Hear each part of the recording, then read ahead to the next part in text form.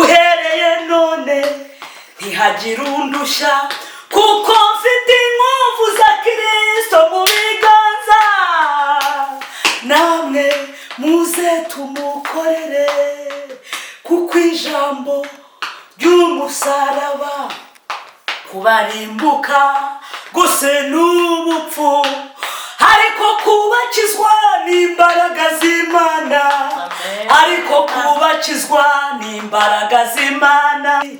Uhereye none ntihagira undusha kuko mfite inkovu za Kristo mu biganza, namwe muze tumukorere kuko ijambo ry'umusaraba kubarimbuka gose n'ubupfu, ariko kubakizwa n'imbaraga z'Imana, ariko kubakizwa n'imbaraga z'Imana.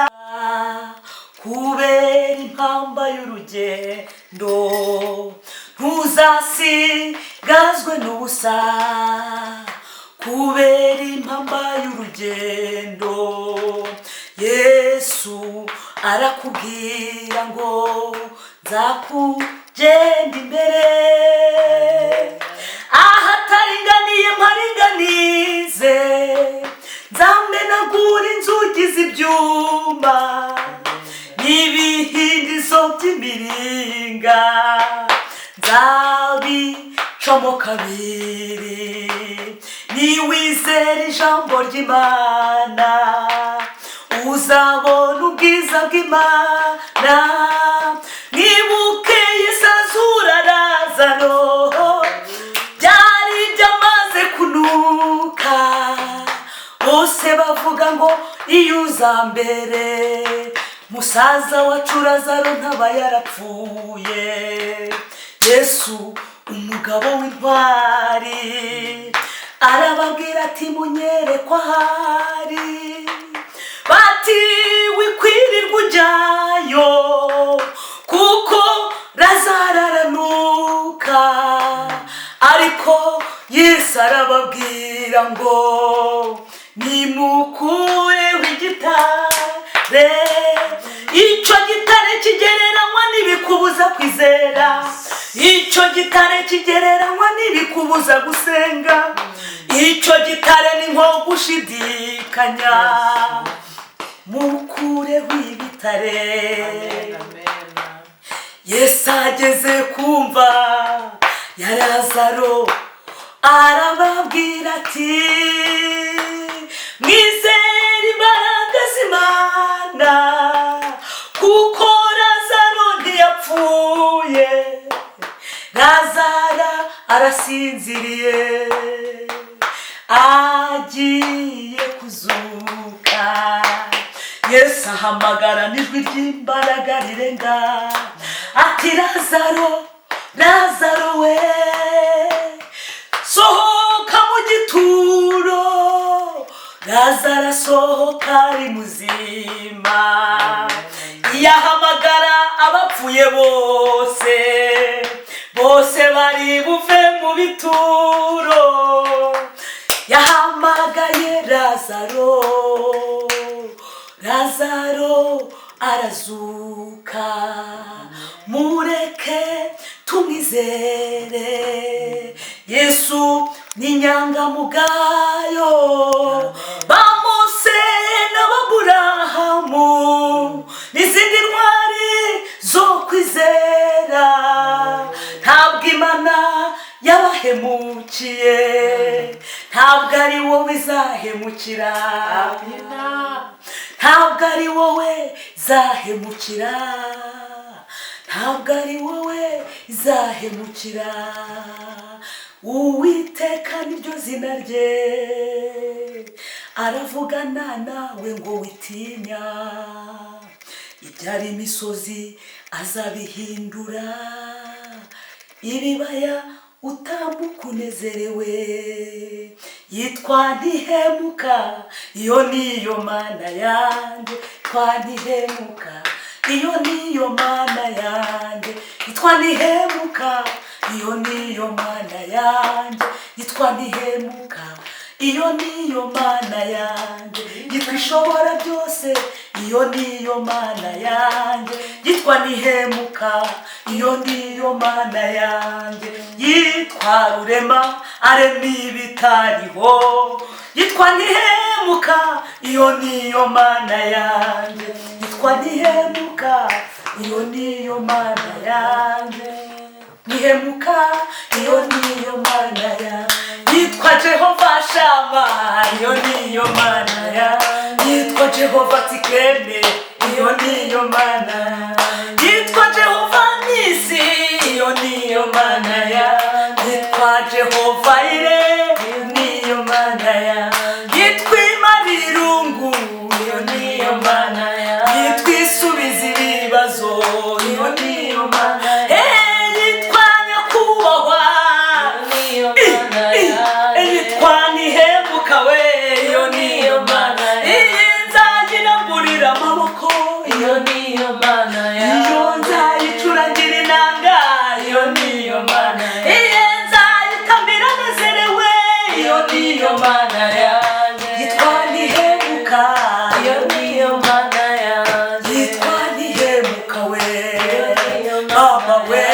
Yitwa ntihemuka, iyo niyo mana yanjye. Ntabwo yampemukiye, iyo niyo mana yanjye. Narayibonye twite, iyo niyo mana yanjye. Nayibwiye ndi mu bibazo, iyo niyo mana yanjye. Maze irasubiza, iyo niyo mana yanjye. Nayitabaje nshonje we, imaze irangaburira. Yitwa ntihemuka we, yitwa ntihemuka. Mana we yangirije abana, iyo niyo mana yanjye. Ibakiza indwara, iyo niyo mana yanjye. Barapangika gukunda yo, iyo niyo mana yanjye. Baguhema ikakwitaho, iyo niyo mana yanjye. Ntabwo igitambana yo, iyo niyo mana yanjye. Igira amacakubiri, iyo niyo mana yanjye. Ni imana yo kwizerwa, ni imana yo kubahwa. Iyo iravuga igasohoza, iratabara imana.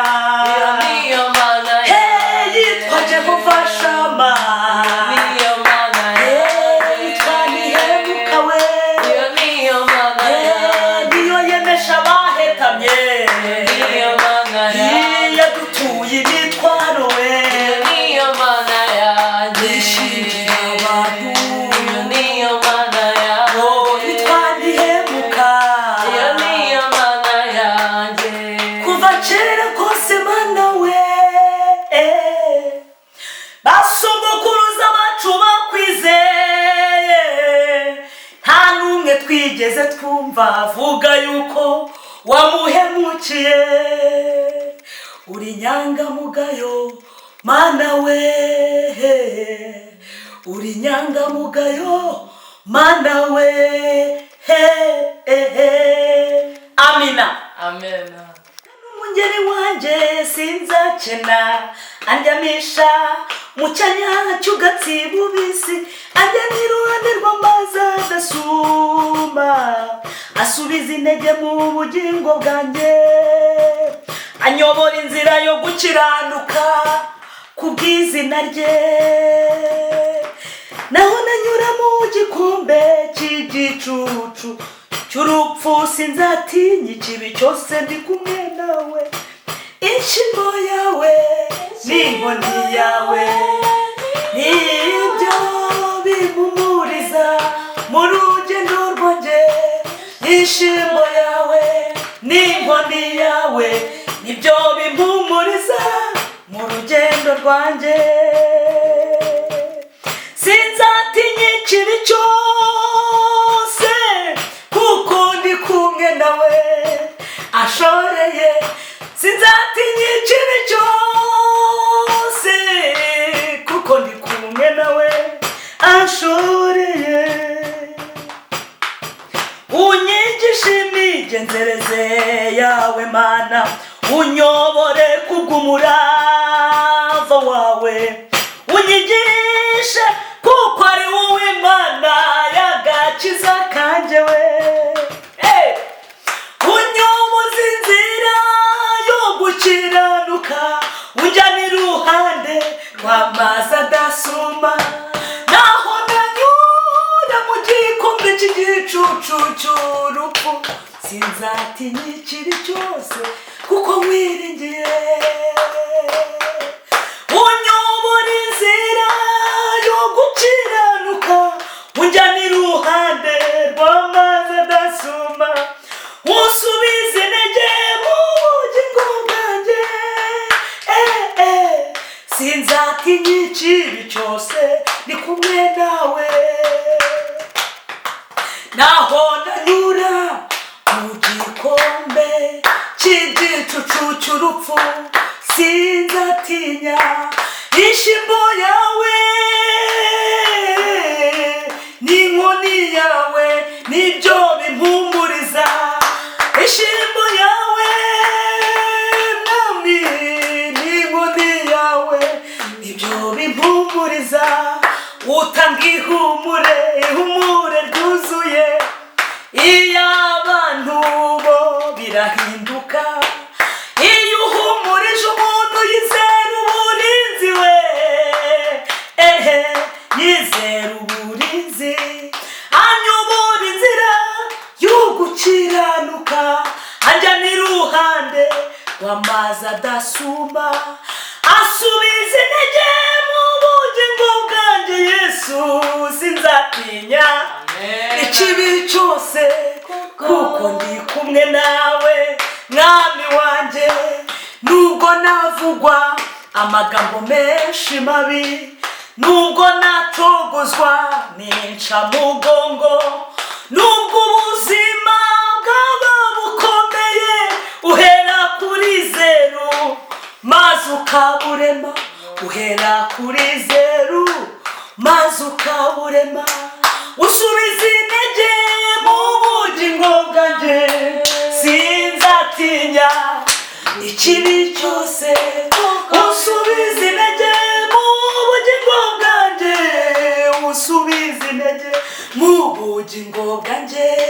Mana y'agakiza, Mana y'imbabazi, Mana y'ibyishimo ngwino dusange. Mana y'amahoro, Mana igira neza, Mana idahinduka ngwino dusure. Naho nanyura mu gikombe cy'igicucu cy'urupfu sinzatinya ikibi cyose kuko ndi kumwe nawe.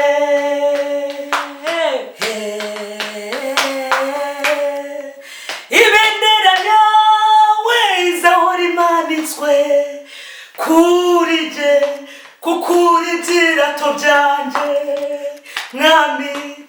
Ibendera yawe izahora imanitse kuri jye uri ibyirato byanjye.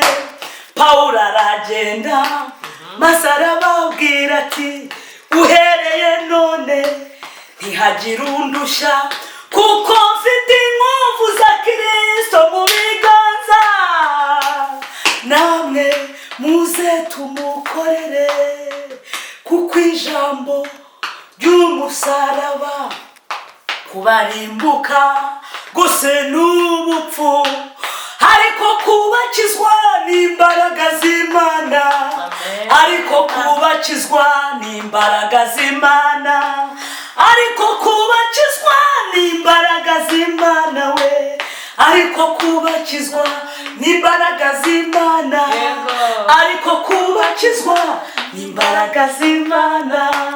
Ijambo ryo dore rirera, nukuri rihindura amateka, nukuri ritanga umugisha, nukuri we ritanga urubyaro, nukuri ribabarira ibyaha, nukuri ijambo rirera.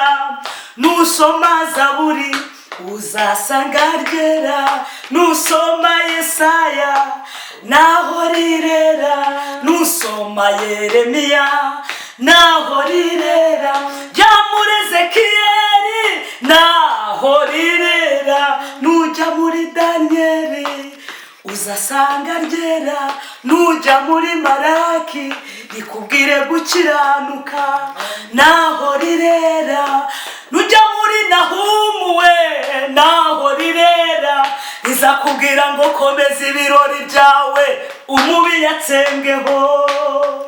Amen. Amen. Mama we. Bivuga ngo buri wese we kwigerera ayo, ndaguhimbaza mukiza kubw'ineza yawe, amaraso wameneye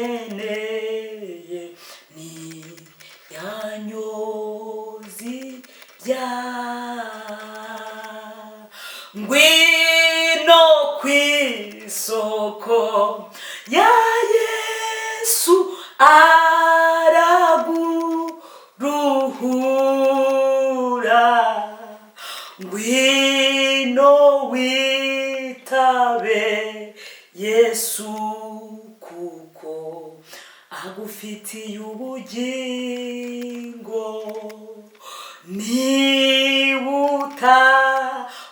niwutagusiga mu byago abantu barahinduka,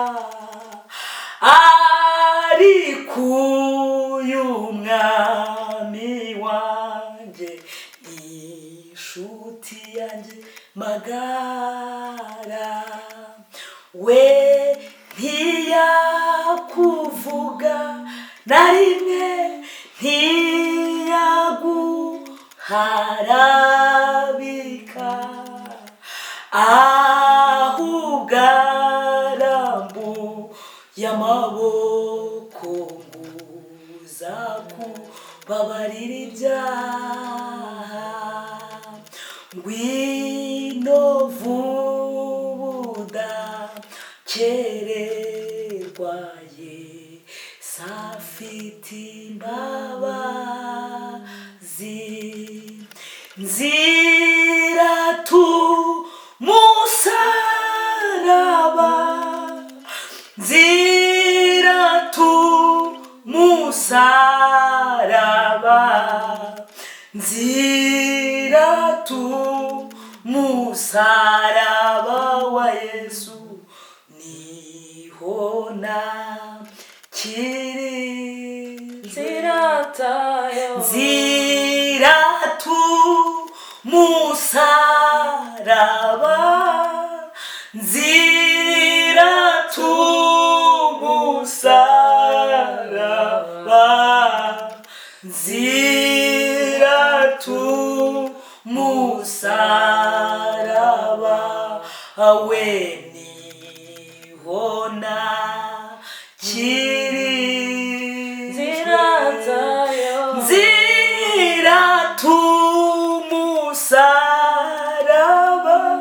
wa Yesu, nziratu musaraba, nziratu musaraba wa Yesu, nziratu musaraba. Bamwe birata imiryango, abandi bakirata ibyo batunze, nyamara ubutunzi nabwo bujya butera amababa bukaguruka. Bandi birata imiryango, ariko nzirata umusaraba wa Yesu. musaraba wa Yesu niho nduhukira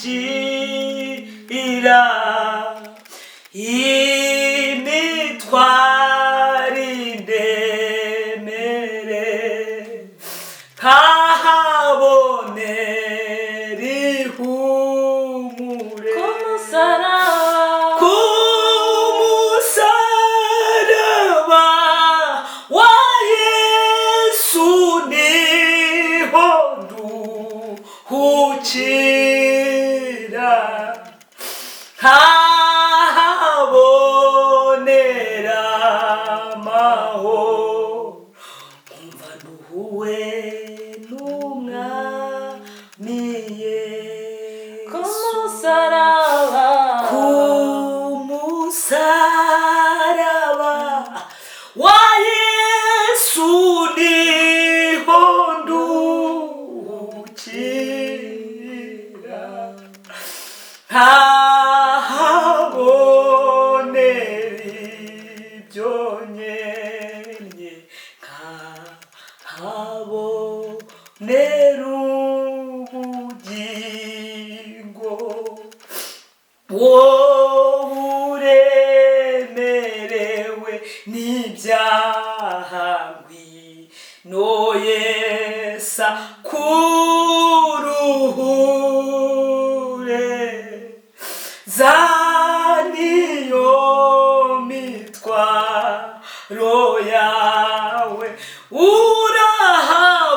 urahabonera amahoro wowe ufite ako gahinda ngwino kuri Yesu wowe ufite ibikugoye ngwino Yesu akuruhure ku musaraba wa Yesu uhasanga bagabo batatu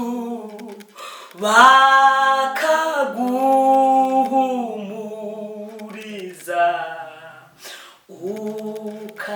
ukahatura iyo mitwaro.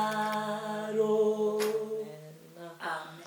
Mana ndagushimiye, uri Imana igira neza, uri Imana ikiranuka.